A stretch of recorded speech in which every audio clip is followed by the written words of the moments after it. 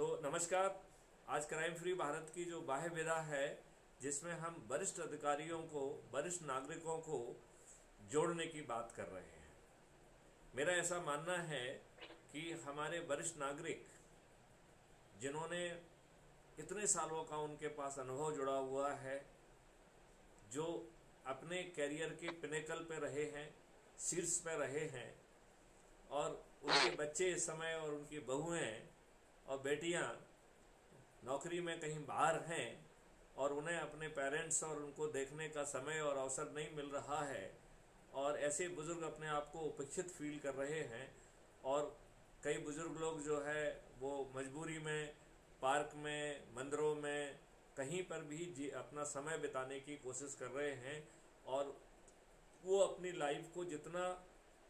सारगार्भिक ढंग से बिता सकते हैं उसकी कोशिश कर रहे हैं। लेकिन मेरा ये मानना है कि इनका इतना बड़ा अनुभव है, इतना बड़ा सर्कल है, हम बड़ी आसानी से इनको जो है क्राइम फ्री भारत मिशन से जोड़ेंगे तो इन्हें एक मकसद मिल जाएगा, इन्हें एक जो है एक जीने का एक और जो है ना एक बहुत बड़ी डायमेंशन मिल जाएगी, जिसमें जो है यह अपने प्रभाव क्षेत्र के लोगों को, बुजुर्गों को, बाकी लोगों को, अपने सर्कल के लोगों को, अपने परिवार के लोगों को, अपने मित्रों को, जो अपने रिश्तेदारों को, अपने विभिन्न सर्कल के लोगों को और बुजुर्गों को बड़ी आसानी से जोड़ पाएंगे। और चूंकि वो बड़ी आसानी से जोड़ पाएंगे, लिहाजा उन्हें चंद्रगुप्त बनने में कोई दिक्कत नहीं आएगी। वो आसानी से इतने जो है प्रतिष्ठा पॉइंट प्राप्त कर लेंगे कि वो आगे चल के सांसद भी बनेंगे, विधायक भी बनेंगे, और बिना खर्च के जीतते हुए मंत्री और मुख्यमंत्री भी बन जाएंगे। क्राइम फ्री भारत को ऐसे सीनियर लोग जो मिलेंगे, जिन्हें बिना मतलब जो है कोई नेगेटिव काम नहीं करना है, और वो जो है उनके इस अनुभव का फ़ायदा क्राइम फ्री भारत मिशन को मिलेगा, तो मैं चाहूँगा कि हमारी एक डेडिकेटेड डायमेंशन वरिष्ठ अधिकारियों को जोड़ने का काम करे, और हर कोई जो है एटलीस्ट स्टेट से लेकर नेशनल ऑफिसर जितने भी हैं, कम से कम वो लोगों से हमारे व्यक्तिगत निवेदन है कि वो वरिष्ठ लोगों की, जिनको हम नेशनल अधिकारी घोषित कर सकें, लेकिन ये सभी प्रोविजनल होंगे। और चूंकि वो लोगों को जोड़ेंगे तो बहुत जल्दी जो है वो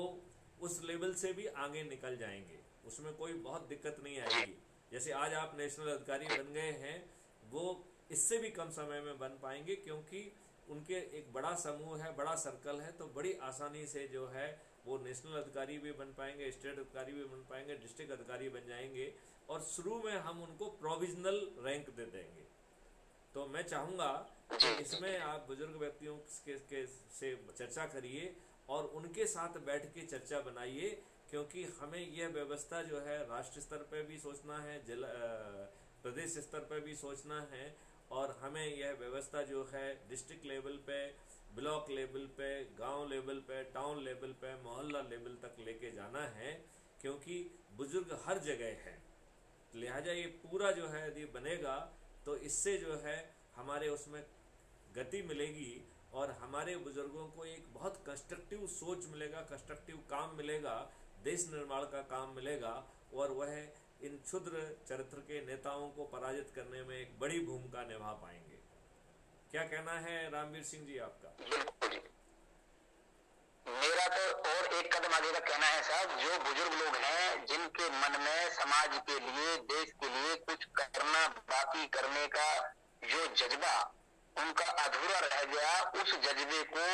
उस सपने को पूरा करने का भी उन्हें बहुत अच्छा अवसर मिल जाएगा। बिल्कुल सही बात है। और वो इतना जज्बा और सपने को पूरा करने के लिए वो दूसरे की मेहरबानी पे नहीं रहेंगे। यदि उन्होंने मेहनत की और लोगों को जोड़ा, तो क्या मालूम कल के मंत्री भी वो हों और मुख्यमंत्री भी वो हों। और हमारे मार्गदर्शक भी बनने का बहुत अच्छा काम करेंगे, कि क्योंकि उनके पास में उम्र का और काम का इतना भारी अनुभव,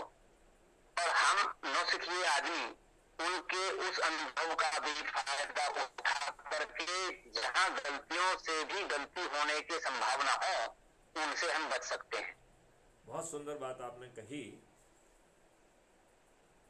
अब हम जो है अगली विधा के बारे में सोचेंगे।